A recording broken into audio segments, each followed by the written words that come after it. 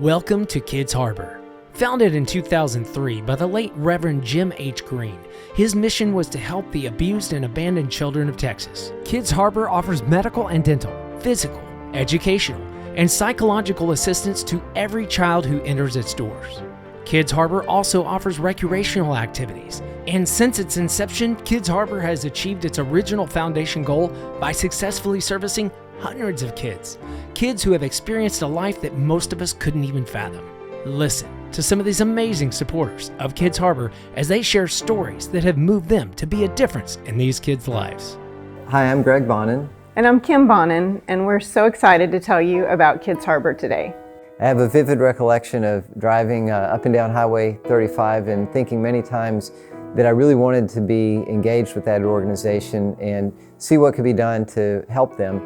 And so finally, making the disciplined choice to say, I'm gonna reach out to them and we're gonna get together and visit. I was able to have lunch with Sharon and Angie and her team. And I didn't know really what to expect. I just wanted to hear from them what their challenges were, what their needs were, and what opportunities there might be to help out. And their number one ask several years ago was simply that they would like to be able to find a way to provide health insurance to their employees. And the reason they wanted to do that was so they could more effectively recruit the staff they needed so they could care for more children.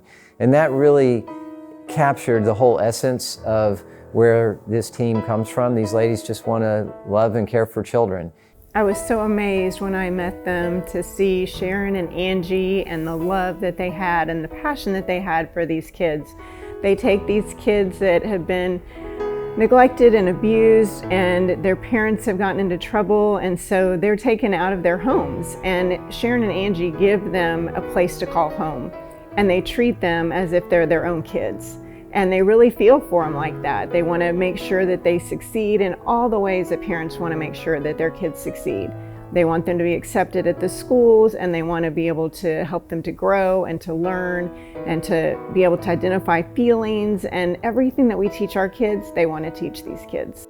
I'm Christy Conchava. And I'm Kenny Conchava. I was talking with a friend of mine, Jackie King, and she told me about an organization called Kidz Harbor. And she said, oh, we have a gala coming up in a few weeks. I'd love it if you and Kenny could join us. Immediately after that gala, we decided to get ourselves and our company involved out at Kidz Harbor. It was a calling to us. We got to know the staff. We got to know some of the kids by going out and just visiting to get a better feel. We went into the intake room, which is a large room there at the facility where kids come in. Most of them, again, have just been removed from their homes. And on the sofa, there was a young girl, I'd say about 9 years old, covered in mosquito bites, and a 6-year-old boy who had gauze on his right forearm. And on that gauze, I noticed a streak of blood, a line like going right down from his hand to his elbow. Talking to the boy, we find out, of course, situation at home is meth users, and it had gotten so bad that the girl left the home and she spent the night outside for 3 days, 3 nights. And so those mosquito bites were because she was having to sleep outside. And of course, the father at some point got mad enough at the son and shot at him. And that was the reason why he had the gauze on with the streak of blood. So it was just a really, it's a crazy story that people would treat their children like that. So some of the things that you encounter when you're caring for children in this organization are really remarkable, and they're hard stories because we like to think that these things don't actually happen in society. Kids come in, and a lot of the times they won't sleep on the sheets. They'll take the sheets off the bed, and you'll say, well, why is that? And you ask them, and they say, because I've never slept on sheets before, and it's strange. It doesn't feel comfortable. I'm not used to that. So I was volunteering one day with the Birthday Joy, and we were doing a birthday party for the children, which they do once a month for the children. And this young girl comes up to me and we're talking, and she's got this little truck in her hand. I said, "Oh, I like your little truck. Or she said, "Oh, it's for my brother." And, I said, "Oh," because I knew that there were a lot of sibling groups at Kidz Harbor. So I said, "Well, where's your brother?" And she said, "Oh, he's dead. And that's why I'm here." So, sorry. Cried for like 2 days after that. Hold on. Yeah, they have more stories. There's, yeah. The worst one that I didn't tell was the kid had arrived there and he'd said, "This is the first," he says, "this is the first night in months that I've gotten a good night's sleep." And they said, "Well, why is that?"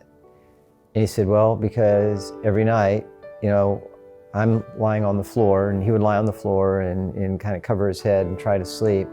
And also in the room was his sister and a parent who would rape his sister every night. And every night she would scream and he wouldn't be able to sleep, and all he could do was lie there on the floor and cover his head.